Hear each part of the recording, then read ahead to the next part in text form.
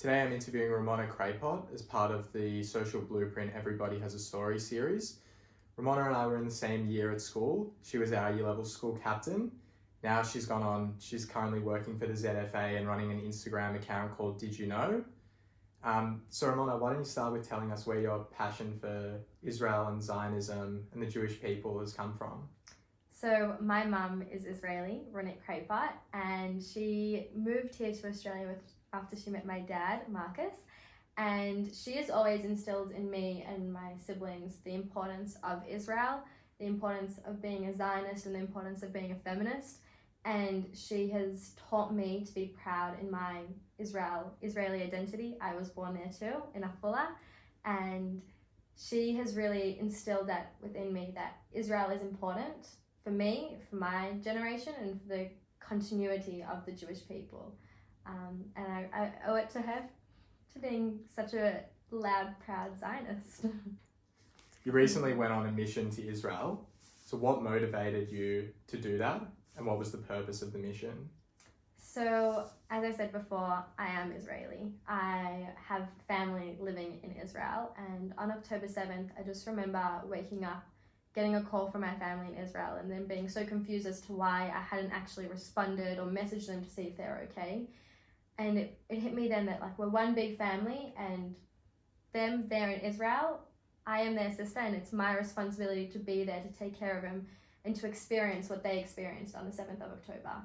And so I wanted to go on this mission, the ZFA Young Leaders Mission, to really experience what they experienced on October 7th, to take in the devastation, to take in the fear, the screams, everything that they had to experience on that day, and take that back with me here to Australia so I can share it with the community and the wider Australian community.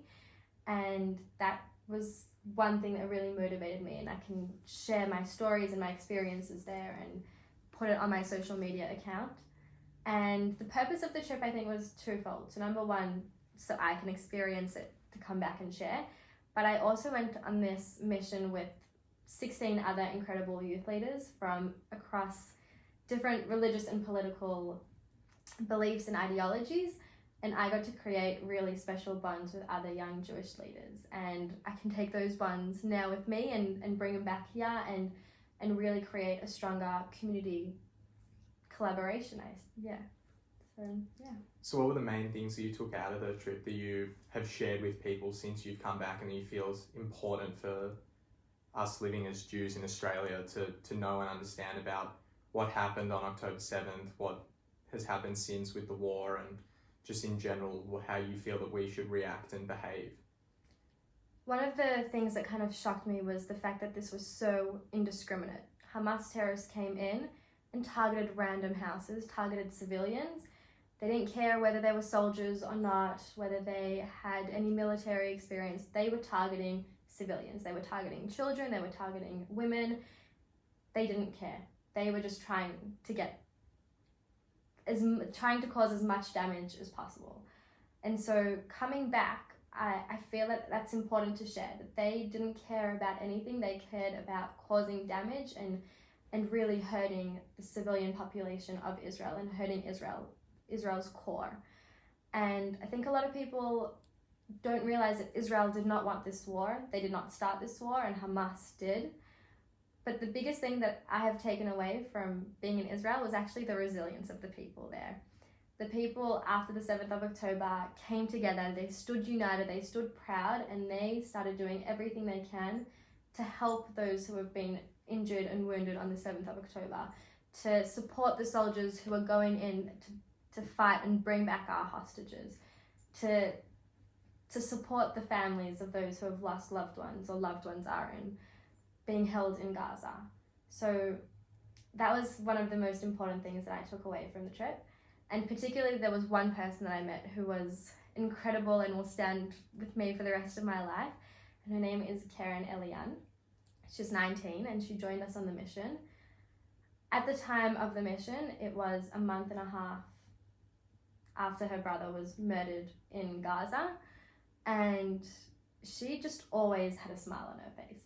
She was always smiling. We were walking in Beary and we were walking at the Nova Festival massacre site, and she was smiling. I just could not understand how someone could smile in this situation.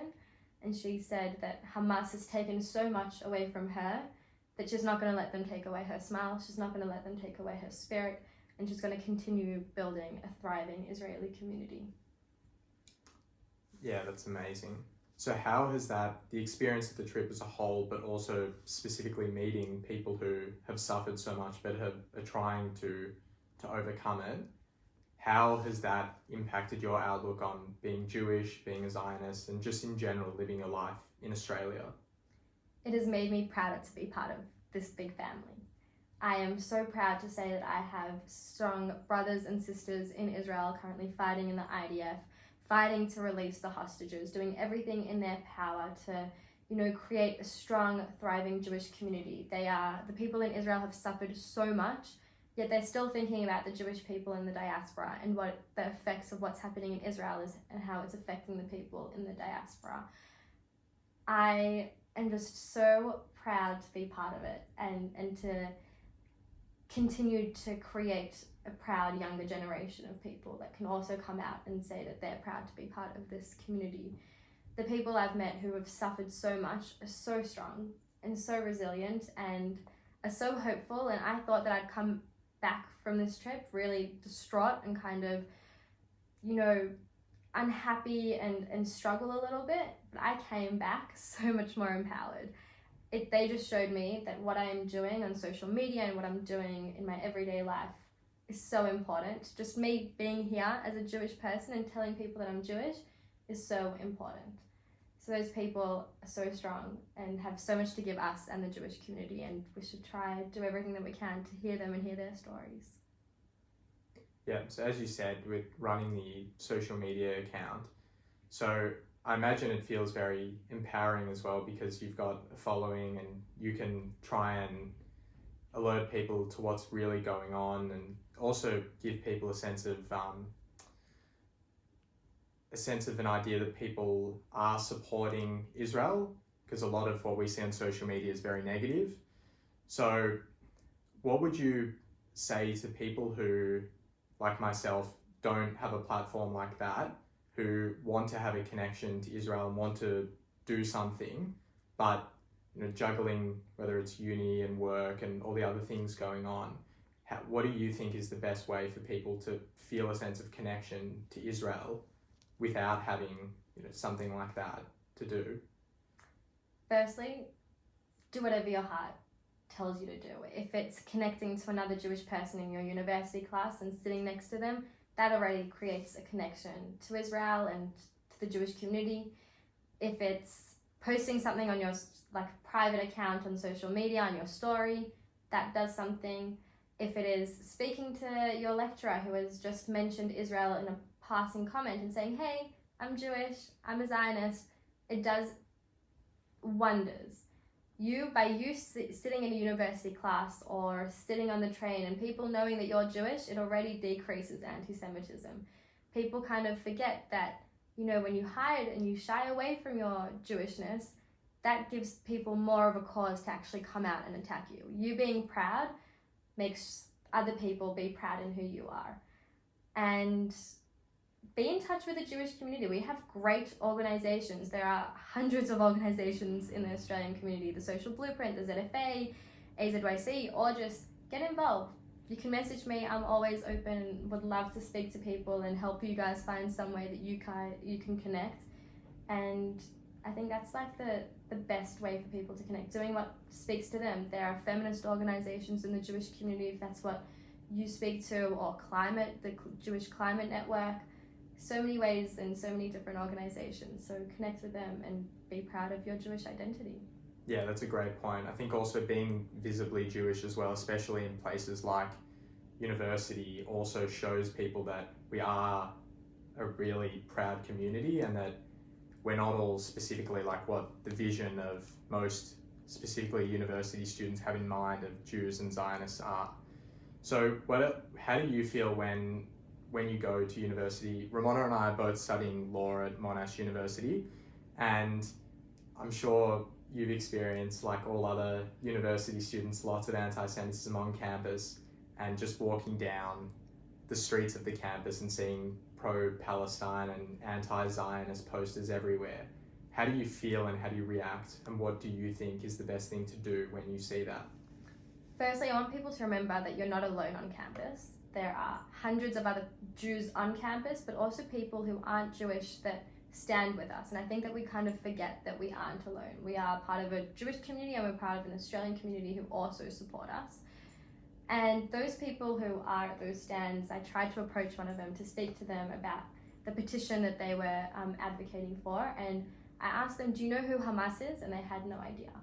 So it's also to remember that they're not as educated as you expect, and you might not feel educated, might not feel confident in what you're saying, but you are. And just speak from your heart. When you speak from your heart and you say, hey, I've been to Israel and I saw a store manager who was an Arab woman wearing a hijab, that's a personal story that people can relate to, and you're already advocating for Israel in that way. You're saying that Israel, hey, Israel's not an apartheid, this is why I was in Israel and this is what I experienced. Or even saying like, hey, I'm Jewish, I might not have been to Israel, but I have great-grandparents who were in the Holocaust and this meant the world to them to have a Jewish state. So those are like the two big things. Remember, speak from the heart, and you're not alone. We have, every campus pretty much has a Jewish WhatsApp group, so get in touch. You can write in the chat, hey, I'm over here and there's someone protesting, please come help me. We'll be there in a heartbeat. Yeah. And wear your Magenda vids or your Israel necklaces. Yeah, I found that's a great way of fighting hate on campus. So running your social media account, have you found specifically more recently that there's been an increase in anti-Semitism, and what do you just ignore any replies or any comments on your posts? So yes, I do receive a lot of hate. I receive a lot of death threats. I receive a lot of rape threats. Horrible, horrible things that no one should ever have to read on their social media account. I always try to remember that this is someone who is angry and they're not anywhere near my vicinity of my circle, and if it is really bad, I always do send it to CSG and get their help. But I remember who I'm fighting for, who I'm standing up for, and it just gives me so much power to continue what I'm doing. And a lot of the hate that I do get are from people who, again, aren't educated. If you read some of the messages, it is very hard to actually read because they are illiterate. And it's just, remembering who you're standing up for. Don't let that get to you. It was very difficult at the beginning. I put my phone down for a few days and I could not bear to look at it or to see anything.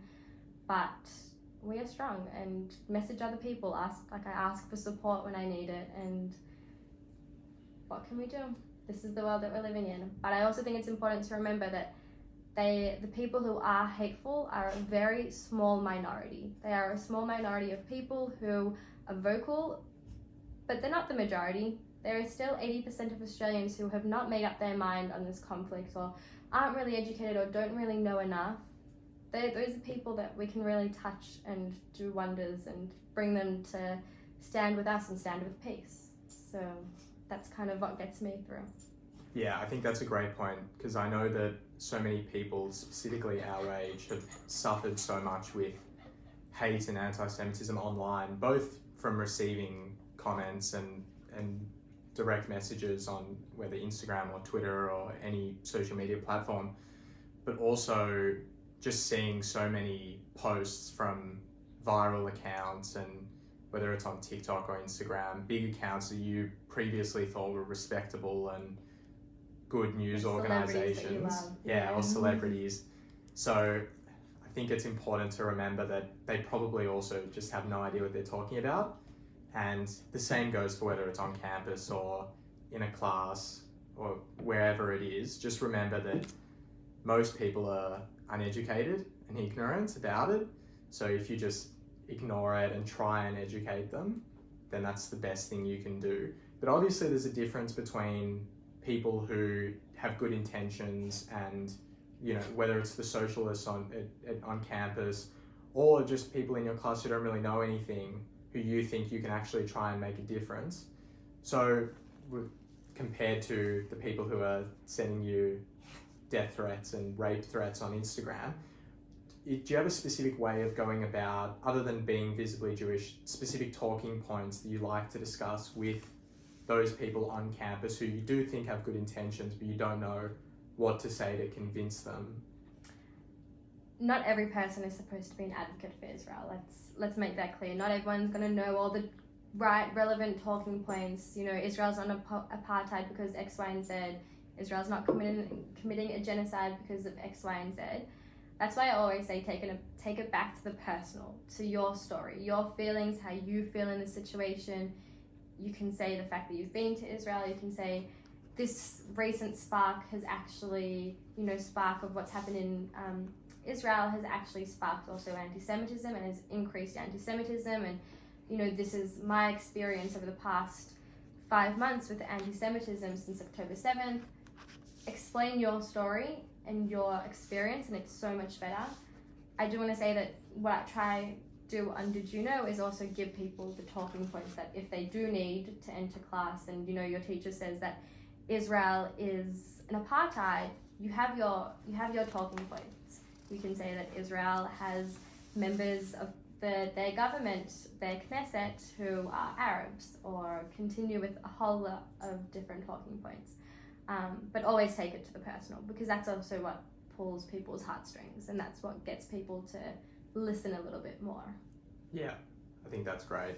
And as I mentioned at the beginning of the interview, we both went to Mount Scopus. What do you think the importance of Jewish schools and Jewish education is, both from the inside in understanding what a Jewish identity means in our heritage and who we are as people, but also in giving you the tools to, also on the outside, to be able to present a Jewish identity to the world? School was one of my best, it's my best time. I always think of school and have a smile on my face. You mentioned one thing that school really gave me was the ability for me to question why I'm Jewish, why I'm Zionist. Do I take pride in my Jewish identity? Why do I take pride in that Jewish identity? Why do I take pride in my Zionist identity? And that has really given me, and I think a lot of people in our year level as well and at our school, the tools to then go out and fight and speak very eloquently about these things. So I can say my why be Jewish is because the Jewish people, number one, have gone through so much throughout our whole lives, and the generation just continue. We've got a very proud legacy, but my great-grandparents were expelled from Morocco. My great-grandparents were in the Holocaust, and it is my duty to continue this legacy. And that's something that school really gave me. And it is so important to be able to have that, especially at a young age when you're still learning about who you are and trying to find out, what you believe in and what you stand for. So now going back to the mission that you went on, can you tell us how many of the people that you went with who you'd known prior, and how many maybe you went to school with or knew from somewhere else in the Jewish community? So there was one other person who went to Scopus with me, and I probably knew a handful of the other delegates. The rest I met there, which was one of the most incredible experiences and opportunities to actually have, because within 7 days we created a little microcosm. We had great debates, respectful disagreements, and we were able to really discuss things that are important to us, things that are important to the Jewish community, and be able to find a way to create a thriving Jewish community here. And I also created great relationships. Within a week I was able to fully bawl my eyes out in front of them and cry about what had happened, but then 10 minutes later laugh about, this is the intense journey that we've been on together. And it's not something that you don't really think about, that you're going to come back with such strong relationships with the other people that you met. But they also really challenged me. They challenged my thoughts. I challenged them and challenged their thoughts. One great story is that we're sitting with Elon Levy, and one of the delegates said that they had taken off their Magen David necklace because of something that happened to them prior. And Elon was like, "Oh, that's silly, put it back on." And she was really taken aback, but then afterwards I was able to have a conversation with her, and eventually she put back on her Magen David, and she said, you know what, you're right. I'm going to be unapologetically proud of being Jewish and being a Zionist. And it's just the ability to challenge and create those relationships within 7 days was incredible. And now we've brought them back here and we're going to do incredible things together, the delegation. Sounds like an incredibly successful trip. So the other added layer as well to this war, is, apart from October 7th and having family in Israel, is that you and I both went to school with people who are currently in the IDF, and we won't say their names, but we were quite close with them. So that's been very, at least on mine, that's been very stressful. How have you dealt with that? I am so proud of them, firstly. They have done something that I wish I could do myself. It's to get up, leave and serve our homeland. And it is scary because these young people, I've got around 6 friends from Australia who are in the army and a whole lot of friends who are actually in Israel, Israelis in the army.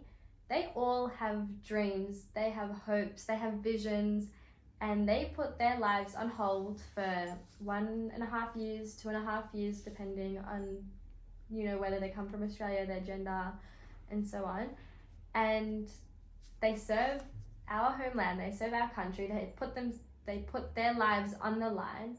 And I had a friend who on October 7th was on a base that was infiltrated, and she was telling me her story the other day and I was crying, and she was just like, why are you crying? Like, it's not something sad.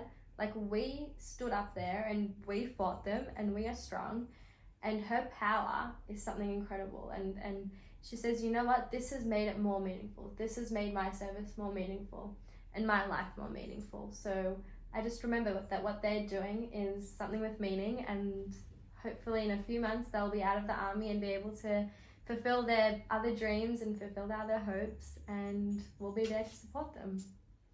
Yeah, I think it's important to note as well that when we hear about the war and we learn about what's going on, it's important to remember that these are people around our age who were in relatively similar situations to us growing up, who are also proud of their Jewish identity, who aren't crazy killing robots who want to murder as many innocent people as possible.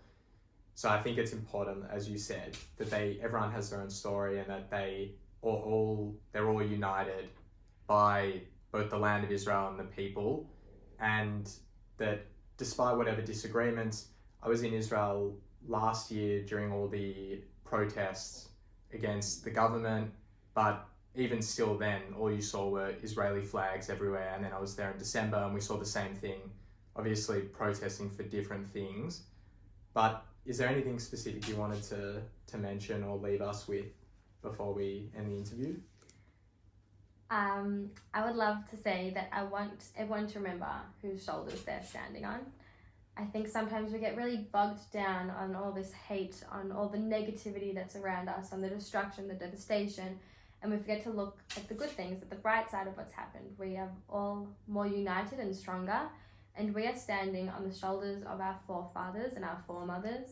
We're standing on the shoulders of those who were expelled during the Spanish Inquisition, and you know, relatives from the Holocaust, and we've gone through so much, and we're just one piece of that puzzle, and we'll get through this too, and we are strong when we're together. So be proud of who you are, be proud of where you come from, and be a proud Jewish Zionist. Great, thank you very much, Ramona. Thank you. And so just to wrap it up, remember to go to the Social Blueprint for a full community event calendar, resources, information on Israel, and so much more regarding the Jewish community here in Melbourne. Thank you. Thank you.